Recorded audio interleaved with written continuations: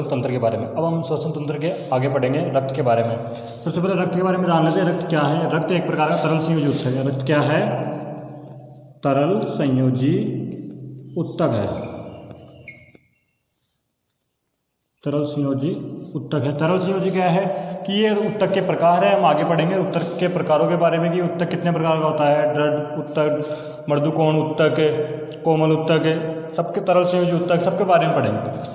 सबसे पहला रक्त एक प्रकार का तरल संयोजी ऊतक है और सामान्य मनुष्य में लगभग 5 लीटर रक्त पाया जाता है। सामान्य मनुष्य में कितना रक्त पाया जाता है?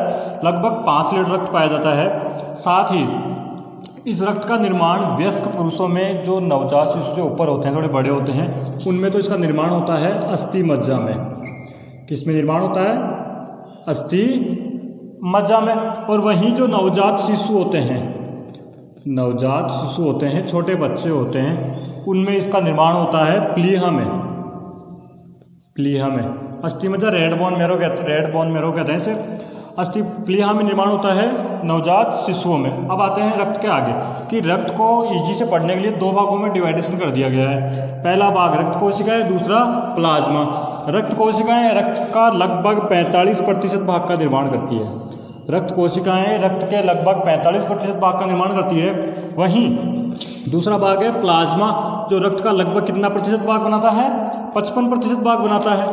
55% भाग में भी लगभग 92% तो इसमें जल पाया जाता है। 92% तो इसमें जल पाया जाता है और लगभग 8% कार्बनिक व अकार्बनिक पदार्थ पाए जाते हैं। 8% कार्बनिक व अकार्बनिक पदार्थ पाए जाते हैं। अब अपन रक्त कोशिकाओं में आते हैं। रक्त कोशिकाएं पहले तो रक्त का 45% भाग बनाती है। अब रक्त कोशिकाओं को 3 भागों में बांटा गया है। पहला आरबीसी, दूसरा डब्ल्यूबीसी, तीसरा प्लेटलेट्स या बिंबाणु। सबसे पहले आरबीसी के बारे में देखते हैं। आरबीसी पूरा नाम रेड ब्लड सेल या लाल रक्त कणिकाएं। इनमें हीमोग्लोबिन नामक वर्णक पाया जाता है, जो सबको पता होगा क्या काम करता है? रक्त का रंग लाल करने में सहायता करता है। दूसरा, ये केंद्रक विहीन होती है, इनमें केंद्रक नहीं पाया जाता है और इनका औसत आयुकाल कितना होता है? 120 दिन। लगभग 120 दिन में ये नई बन जाती है। दूसरा है डब्ल्यूबीसी, पूरा नाम व्हाइट ब्लड सेल या श्वेत रक्त कणिकाएं। श्वेत से मत समझना इनका रंग सफ़ेद होता है, नहीं, ये रंगहीन होती है। रंगहीन होती है और इनमें केंद्रक नहीं पाया जाता है। आरबीसी में केंद्रक सहित होती है, आरबीसी में केंद्रक नहीं पाया जाता और डब्ल्यूबीसी में केंद्रक पाया जाता है। साथ ही इनका औसत आयुकाल कितना होता है? लगभग 6 से 7 दिन। 6 से 7 दिन बाद में स्वतः ही खत्म हो जाती है, वह नई बन जाती है। आगे देखिए बिंबाणु, ये तीसरा भाग है रक्त कोशिकाओं का। ये केंद्रक विहीन होता है, प्लेटलेट्स कहते हैं, बिंबाणु कहते हैं। केंद्रक विहीन होता है, आयुकाल लगभग 10 दिन होता है, 10 दिन में स्वतः ही खत्म हो जाता है।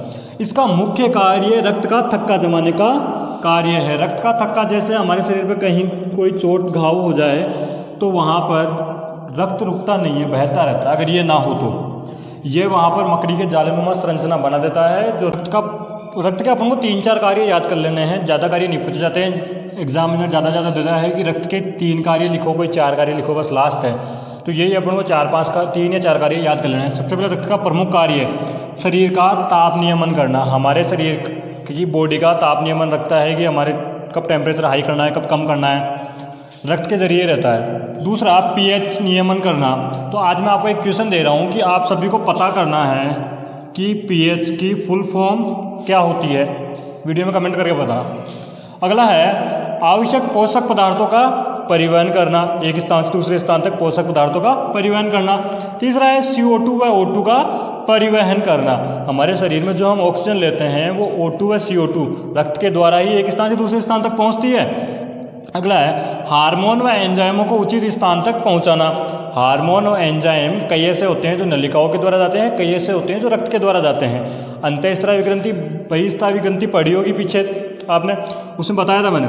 तो हार्मोन व कुछ एंजाइमों को भी रक्त के द्वारा ही एक स्थान से दूसरे स्थान तक पहुंचाया जाता है। तो ये 5 याद करने हैं रक्त के कार्य, इनमें से कोई से भी 3 पूछे जा सकते हैं।